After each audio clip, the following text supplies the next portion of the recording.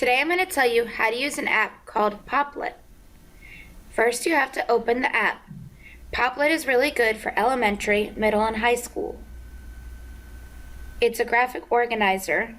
It can be a timeline, or it can be something that you can make chronological.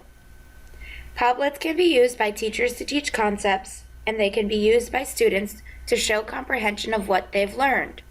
Let me show you how to make a Popplet. First thing you do when you open this iPad app is you double tap to make a Popple. A Popple is going to be a box that you can put information in.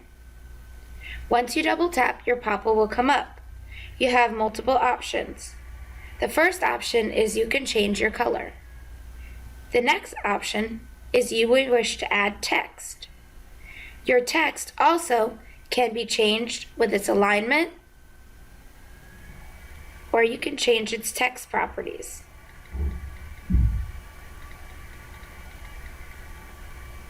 If you don't have enough room, you can grab the corners and increase. Once you have your text can also be changed in colors. If you tap on your text, so it's highlighted, you can go to the left corner of the screen and you can change the text color.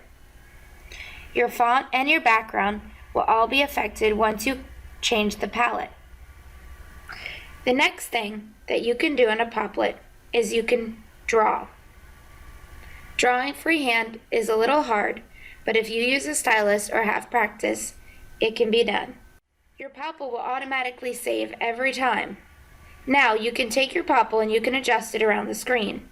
You can get rid of your welcome Popple if you don't need it. If you like your Popple and you want to add a picture to it, you can hit the picture. You can either open your library, which would be from your device, you can take a photo, or you can paste an image. I'm going to open my library and I'm going to allow access. Then I'm going to go ahead and I'm going to insert a picture. I have a couple options here. I can rotate it to the left. I can rotate it to the right. And obviously I can do a whole 360-degree rotation if it's not saved correctly. Then I hit done. Now, my Popple is done, but maybe I want to create more. So what I can do is I can hit any of the arrows on the outside. I can expand it or make it smaller so it's how I want it placed. And then I hit the circle, which will add another Popple and a connection.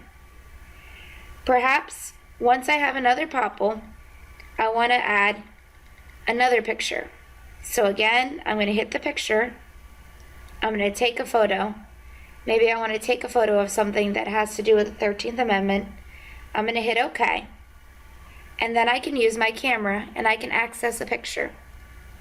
If I don't want to use a photo, I can tap anywhere outside of my Popple and that will go away. I can go back to my icon that's for media. I can open the library and then I can add a picture. Once my picture comes up and I've added it and I'm happy, I can move my Popple anywhere I'd like. This is where I can get chronological. I can put things in a linear fashion,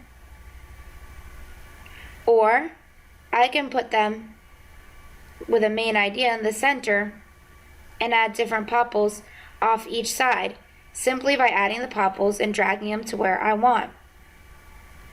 Once I'm happy with my Popple, I can make it smaller by pinching my screen, or I can make it bigger by widening my middle fingers out towards the outside of my device. When I feel that I've accomplished my goal with my Popple, then I'm going to hit the export button. This is going to give me three options. I may wish to email a PDF of my Popple. This works really well if I'm done with it and I just want it to be a standard picture. I can email it as a JPEG. This option allows me to have the JPEG sent to my email, which is a picture status, and is more clear than a PDF file. This works well if I want to put work online. I can also wish to save my JPEG. If I save my JPEG, it's going to go to my device's camera roll. This will allow me to upload it to places like Google Classroom, Edmodo, or to simply view it on my device. The next time I close and open my Popplet, it will still be there. To create another Popplet, I would simply move my finger and swipe over to a new part of my screen. Here's where I can create another Popplet. My Popplet creates a Popplet when it's all together. Popplet is plural for Popplet. You can see there are many different options that you can use Popplet for. As a teacher, it's good to connect main idea and supporting details. For a student's perspective, they can brainstorm on their Popplet app. In addition, they can create something that's chronological, like a timeline of important events in social studies. I hope you learned how easy it is to create a Popplet today.